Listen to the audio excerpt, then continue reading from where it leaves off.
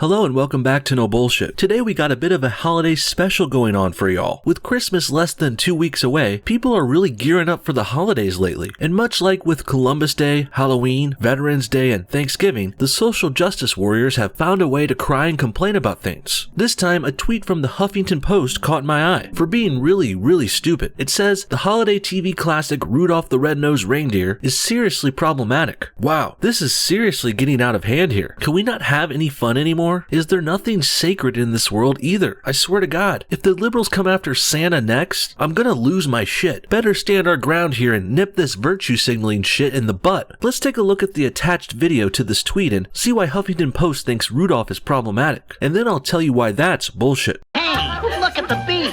Hey, fire snow! Hey, ballpark. Stop calling me names. Okay, I got a sneaking suspicion this is going to be an anti-bullying campaign from Huffington Post. Typical. I gotta say though, I do like their title here. Rudolph the Marginalized Reindeer. Not bad. But it doesn't help the fact that this is one of those annoying videos that doesn't have a speaker or voiceover at all. Nothing. It's just a steady background song, montage videos, and titles on the screen, trying to explain their bullshit story. And many lazy left-wing news outlets do this stuff nowadays. But I will have to admit, this bullshit was probably started by the Huffington Post themselves. It really sucks to see that the world's first online news outlet had to turn into such an uninspired liberal shithole.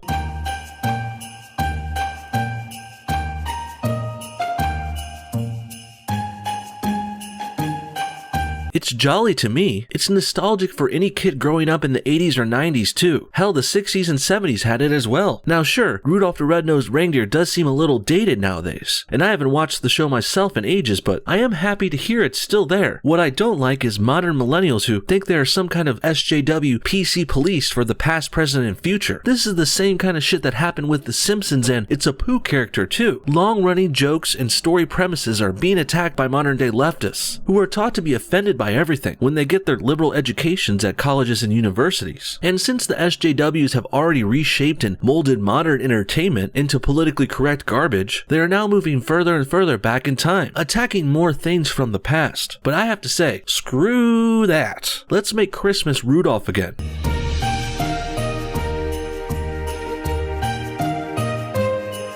Yearly reminder that Rudolph the Red-Nosed Reindeer is a parable on racism and homophobia, with Santa as a bigoted, exploitative prick. Jesus Christ, dude, get a grip. Rudolph is just a cool story for kids, with some fun songs and laughs in it. Now maybe you could make an argument for it being anti-bullying. I mean, I don't want to do Huffington Post's work for them, but it is pretty clear there's some sort of root for the underdog message here. Rudolph gets bullied because he's different from the other reindeer. He has a red nose. But eventually, throughout the story, everyone finds out that different isn't necessarily bad. Rudolph is actually the only one who can lead Santa's sleigh in the fog on Christmas Eve. This makes them all realize that Rudolph is actually special, and different can also be good or great too. At least that's my basic takeaway from this, from what I can remember of the story offhand. So while I see Rudolph could be a substitute for gays or minorities, I wouldn't say it's a direct parable of them. Not even close story-wise, but also, this is not technically what a parable is either. Parables are actually stories about humans, and sometimes they are specifically referring to the parables of Jesus Christ from the Bible. Rudolph the Red-Nosed Reindeer, though, is actually a fable. Fables are stories that teach lessons using animals to tell their tale, like how Rudolph does with reindeer. So, in my opinion, the moral of this story isn't directly about minorities or gays, although I will admit it can be interpreted that way if you so choose. And as for the latter part of this tweet, of course Santa is not a bigot. Santa is legit as always. But I do find it funny how this video immediately went to attacking Santa. As I predicted earlier in the intro to this video, nothing is sacred anymore. Even a holly jolly white-bearded gift giver has become problematic to the left in 2018. They truly are lost and probably most likely beyond saving.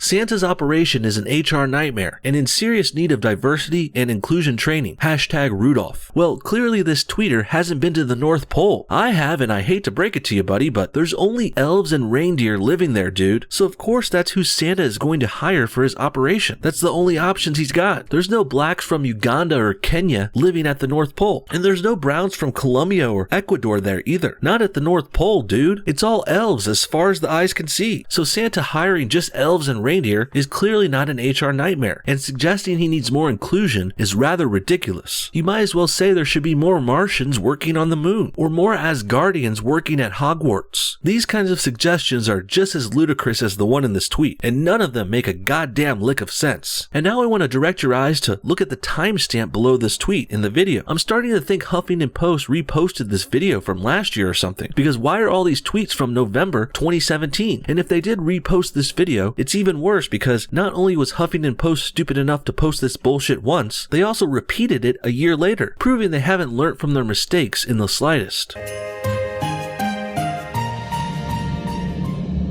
All right, son, try it on. I don't wanna. Daddy, I don't like it. You'll like it and wear it. Oh, but Daddy.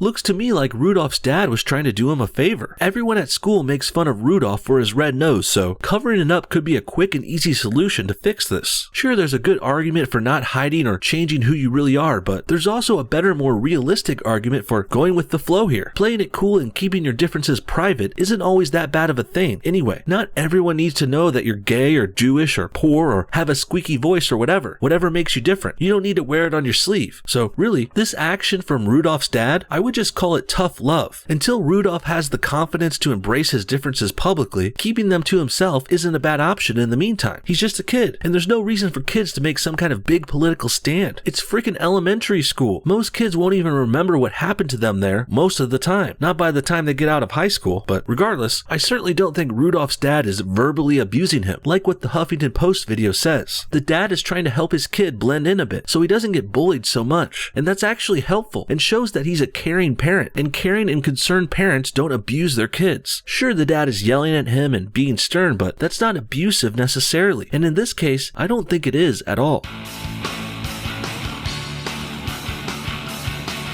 Donner, you should be ashamed of yourself. Okay, that one is hard to defend. Santa certainly shouldn't be shaming the reindeer for having kids that are different, but in Santa's defense, he was having a really rough day when this happened. The final toy designs were due the next morning, and the big guy had already pulled an all-nighter the night before. Plus, he had Mrs. Claus breathing on his neck all week about having the in-laws over for Christmas this year. That's the time he works, lady. Give the guy a break. So with all that said, needless to say, Santa was a little stressed that day. He may have taken out his anger on a reindeer, but the guy's not a jerk. Have no fear. Okay, no more Christmas rhyming. Back to talking. And yes, sure, this isn't an excuse or anything, but I don't mind giving Santa a break every once in a while. He does deliver presents to everyone all around the world once a year, secretly, in the middle of the night. The guy answers all of our wishes, so I think he deserves a mulligan every now and then. But really, obviously, this is all fiction. Santa, the elves, talking reindeer, this is just a fun story we tell kids, and one which was made into this classic animation which families watch on TV every year for decades. It's a tradition, and sure, some of the parts aren't completely PC by today's standards, but I don't think that means there's a problem with Rudolph. Quite the opposite. I think the problem is with today's PC standards, and them having to attack every American holiday and tradition they can to try and seem relevant. There's also the bonus bullshit of this being a reflection on the past, and deeming it problematic by today's standards. And now, with that said, if you have any doubt about the significance of this cartoon in America, let me put it to you like this. Rudolph the Red-Nosed Reindeer first aired in 1964 on CBS, and since then it has aired every Christmas, which will make it a 54-year tradition this year in 2018. Now, I'm not saying this to imply it's perfect or a work of art or something that can do no wrong. Really, I just want you to know how popular a deer Rudolph is to the public here, and that's precisely why the SJWs want to attack it. They go after everything big and popular in American culture, after all. Movies, TV, music, video games. The Rudolph special is just one of the latest in a long line of pop culture products which the left has deemed offensive for not strictly adhering to their PC dogma.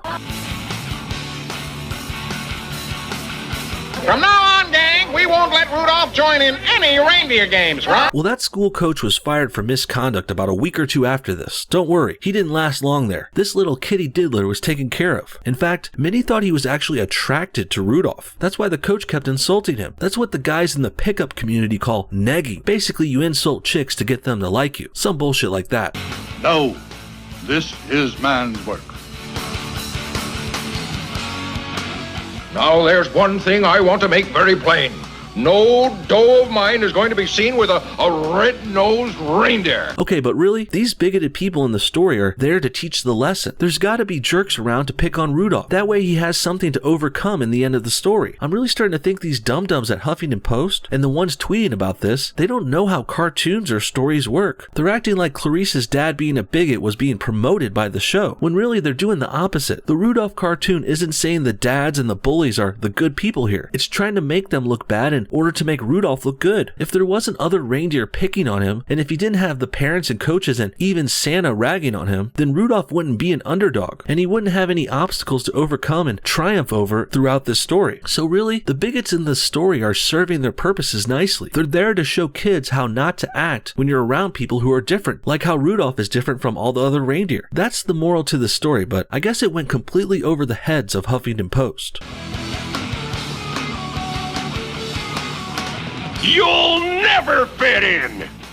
Now, you come to elf practice and learn how to wiggle your ears and chuckle warmly and go hee-hee and ho-ho and important stuff like that. Well, hey dude, elves need dentists too, and with all the candy and bubblegum you guys eat, I'll bet being a dentist is actually a very practical and profitable business idea for your child to have. He could be the next Mark Cuban with business and enterprising skills like this. The kids sound savvy, but really, this part of this cartoon just goes to show my point about the story earlier. Rudolph is about being different, and that's why they have Rudolph's dad and this elf kid's dad trying to make them fit in. And sure, this can be used as an analogy for being different in many ways. Also, this asshole elf dad is just another example of the necessary evil these stories need. The elf kid, like Rudolph, he has people trying to bring him down too. And spoiler warning, by the end of the story, they all overcome and succeed and win. The end.